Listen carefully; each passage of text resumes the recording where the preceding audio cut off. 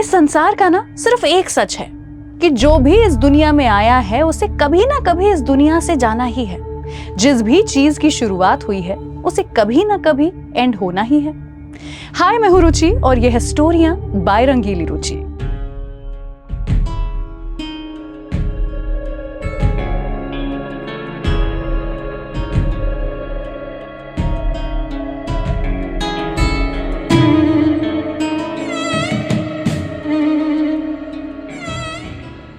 आज की स्टोरी में मैं आपको बताने वाली हूं कि जब वो समय आया था जब युग बदल रहे थे और विष्णु जी जब भगवान श्री राम के अवतार में इस धरती पर आए हुए थे तो एक ह्यूमन फॉर्म में ही आए थे, लेकिन उनके अवतार को बदलने का समय जब आ चुका था तब कैसे भगवान श्री राम ने इस धरती को छोड़ा था, वो कहानी बड़ी इंटरेस्टिंग है। इनफैक्ट एक नहीं, इसके पीछे दो स्टोरियां हैं। चलिए आज आपको दोनों स्टोरियां सुनाते हैं। तो जब वो समय आया था जब भगवान श्री राम को अपना अवतार बदलना था और युग भी बदलने वाला था, तब भगवान श्री राम तो खुद भगवान थे, वो तो देवता थे। उनको तो पता चल गया था कि उनका समय आ चुका है यहाँ पर कि उन्हें अब ये जो ह्यूमन फॉर्म है उसे छोड़ना है। लेकिन वो ये भी जानते थे कि हनुमान उनके आसपास हमेशा ही रहते हैं और हनुमान जी के रहते हुए भगवान श्री राम अपने शरीर को छोड़ पाएं ये तो हो नहीं पाएगा। ऑल्सो कई सारे लोग ये भी मानते हैं कि यमराज यानी कि काल देवता जो हैं वो खुद हनुमान जी से बहुत डरते थे, इसलिए उन्होंने पहले ही भगवान श्री राम को ये बोल के रखा था कि आपको कुछ करना पड़ेगा जिससे कि मैं आपको पूरे सादर सम्मान के साथ में ले करके जा सकूं और हनुमान मुझे मारपीट ना दे, मेरी जिंदगी तबाह ना कर दे, ये आपको फिगर आउट करना पड़ेगा। तो इसीलिए भगवान श्री राम एक बार अपने महल में बैठे थे और अपनी अंगूठी उन्होंने निकाली और उनके महल में नीचे एक छोटा सा छेद था, उस छेद में अपनी अंगूठी जो है वो गिरा दी। जैसे ही भगवान श्री राम की अंगूठी उस छेद में गिरी, उन्होंने हनुमान से कहा कि देखो तो तुम अपना वो जो छोटा सा अवतार है वो बना करके इस छेद में जाकर के क्या मेरी अंगूठी लेकर के आ सकते हो। और हनुमान जी भगवान श्री राम की कही हुई बात को ना माने, ऐसा तो हो ही नहीं सकता है। तो एक भंवरे की तरह छोटे से फॉर्म में हो गए थे हमारे हनुमान जी और वो उस छेद में चले गए अंगूठी लेने के लिए। लेकिन जब उस छेद के अंदर गए तब उन्होंने ये रियलाइज किया कि ये कोई ऐसा वैसा छेद नहीं था जिसमें कि अंगूठी गिर गई है। वो एक एक्चुअली ऐसा सुरंग था जो कि सीधा नीचे नागलोक में लेकर के चला गया था हनुमान जी को। और जैसे ही वो नागलोक में पहुंचे, वहां पर जा करके वो एकदम ही सरप्राइज हो गए, शॉक हो गए, क्योंकि वहां पर अंगूठियों का ढेर पड़ा हुआ था। नागलोक के जो देवता थे वासुकी, उन्होंने कहा हनुमान जी से कि आओ, मुझे तुम्हारा ही इंतजार था। हनुमान जी को लगा कि इन्हें कैसे पता था कि मैं यहाँ पर आने वाला हूँ। तो वासुकी ने कहा कि मैं जानता था कि ये भगवान श्री राम की ही अंगूठी है और तुम इसे लेने के लिए जरूर आओगे। ये जो ढेर पड़ा है अंगूठियों का, देखो इसमें कौन सी है भगवान श्री राम की अंगूठी और उसे ले जाओ। हनुमान जी को लगा कि आखिर वो कैसे इतनी सारी अंगूठियों में से वो एक अंगूठी ढूंढेंगे। तो उन्होंने जैसे तैसे अपने दिल की सुनी और एक अंगूठी को चुन लिया। और सरप्राइजिंगली जिस अंगूठी को हनुमान जी ने चुना वो भगवान श्री राम की ही निकली।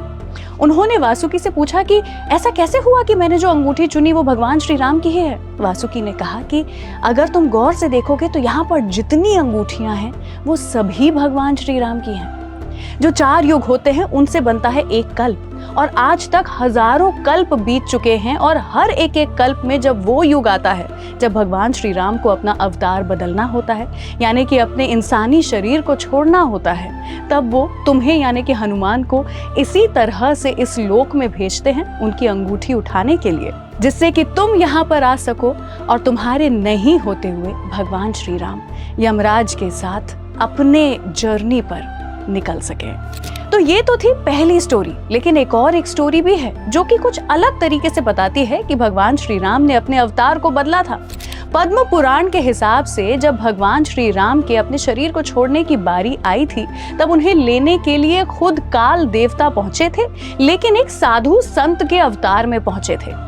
वो साधु के अवतार में पहुंचे उनके महल, और उनके महल में जाकर के उन्होंने भगवान श्री राम से कहा कि मुझे आपसे कुछ बहुत जरूरी बात करनी है, लेकिन हमारे बीच में ये इंपॉर्टेंट बात हो सके इसलिए मैं चाहता हूँ कि कोई भी इंसान अंदर आकर के हमारी इस बात को डिस्टर्ब ना करे, हमारे बीच में ना आए।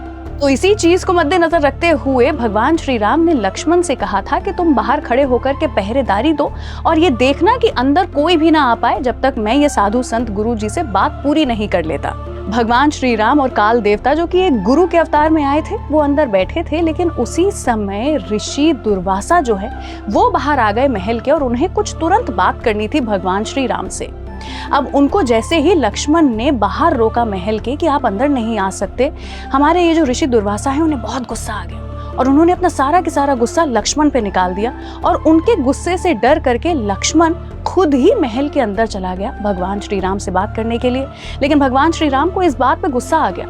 उन्होंने कहा कि जब मैंने तुम्हें कहा था महल के बाहर रुकने के लिए तो तुमने मेरे इस ऑर्डर का पालन क्यों नहीं किया, अपने बड़े भाई की कही हुई बात क्यों नहीं मानी तुमने। और इसी चीज से नाराज होकर के भगवान श्री राम ने उन्हें एग्जाइल दे दिया था, यानी कि कह दिया था कि कुछ समय के लिए तुम्हें इस देश से बाहर रहना पड़ेगा। लेकिन अपने भाई की कही हुई ये बात और उनका जो गुस्सा था वो लक्ष्मण जी झेल नहीं पाए और इसलिए उन्होंने सरयू रिवर में, सरयू नदी में जाकर के समाधि ले ली थी। जब अपने भाई लक्ष्मण को भगवान श्री राम ने खो दिया तो भगवान श्री राम इस दुख को नहीं झेल पाए, जो उनका ह्यूमन फॉर्म था वो इस दुख को नहीं झेल पाया और इसीलिए कहते हैं कि भगवान श्री राम ने भी उसी नदी में, सरयू नदी में जाकर के समाधि ले ली थी। लेकिन ये माना जाता है कि भगवान श्री राम के समाधि लेने के बस कुछ ही मिनटों के बाद में विष्णु भगवान अपनी 6 बाहें फैला करके आसमान में दिखाई दिए थे, जिसका मतलब ये है कि शरीर चाहे खत्म हो जाएगा, अवतार चाहे बदल जाएगा, लेकिन आत्मा हमेशा जिंदा रहेगी, हमेशा बरकरार रहेगी। क्या आप भी ऐसी कुछ स्टोरियां जानते हैं जो कि शायद मैं यानी कि रंगीली रुचि नहीं जानती और आप चाहते हैं कि मैं बाकियों को वही स्टोरियां सुनाऊं? तो नीचे कमेंट सेक्शन में लिख करके बताइए और देखते रहिए स्टोरियां बाय रंगीली रुचि। रेडियो नशा।